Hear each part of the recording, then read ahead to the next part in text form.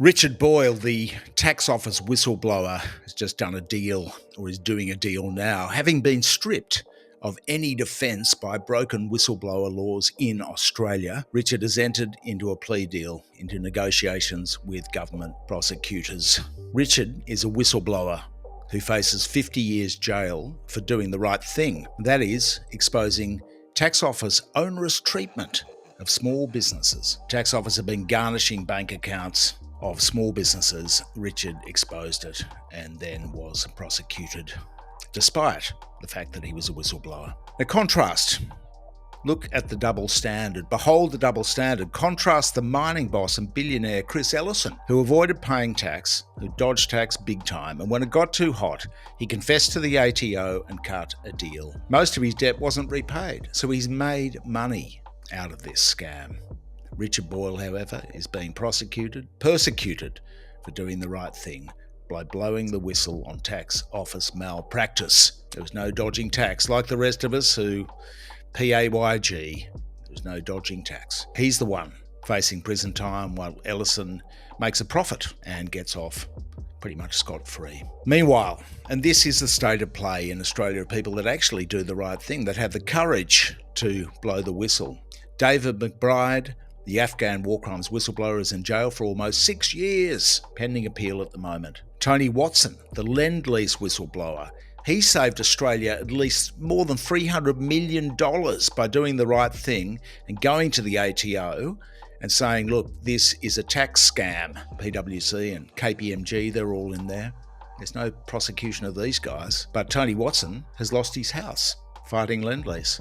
Even though the tax office has come out and said, Watson, you were right, put out a guidance note and said, yes, his evaluation of Lend-Lease's dodgy tax practices was correct. Watson, unfortunately, lost his house and his life savings. Now, the Attorney General, Mark Dreyfus, can solve this stuff anytime he wants with the stroke of a pen. But governments don't like whistleblowers. They persecute people for doing the right thing. Mark Dreyfus did just pardon somebody in recent days when he junked the private criminal case against the Israeli official, Israeli-Australian Mark Regev, who's a spokesman for the IDF and the Israel government. He just countered it. He said, no, that's enough. Stroke of a pen. To his credit, he also stopped, this is Dreyfus, he stopped the prosecution of Bernard Collaery, who was the lawyer for witness K in the Timor situation. But we can assume that he did the right thing because Timor would have demanded a deal in the wake of the spying allegations. Remember, Australia was spying on East Timor. There's lots of oil and gas resources too at stake in these international relations. He got rid of the case against Collaery, and Witness K had to do a plea deal. But Richard Boyle has never attempted to deny the actions that he took. Rather, to explain, as Rex Patrick writes, and you can check the story on the website, rather to explain why he took these actions. It's not now that he's changing his story, nothing like it.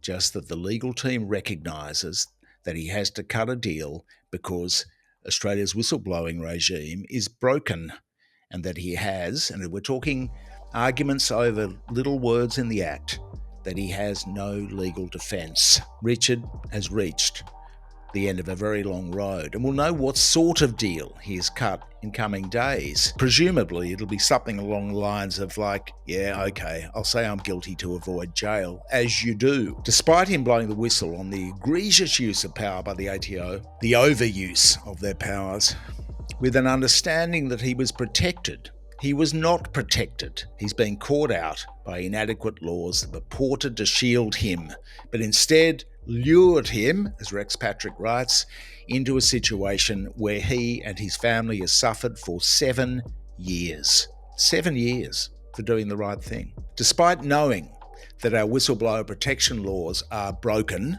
the Attorney General let the prosecution of Richard Boyle continue. And now they're cutting a deal. At any time, Mark Dreyfus could have exercised his powers under the Judiciary Act to end the proceedings. The Attorney General is given those powers by the Parliament, to whom he owes a duty to make sure unfair prosecutions do not occur. In what will be a sad legacy for Mark Dreyfus, he failed to intervene. He knew the law was broken. And yet he let Richard be prosecuted under these broken laws. So in this case, a non-conviction would be best, with a non-custodial sentence the lesser preferred option. If he's placed on a good behaviour bond, one might hope he can backdate it, because all he has ever done is behaved in a manner that we might hope others would do in the same circumstances. He is no criminal, but he has been treated like a criminal rather than a hero. Thanks for watching. Please like, share and comment in the section below.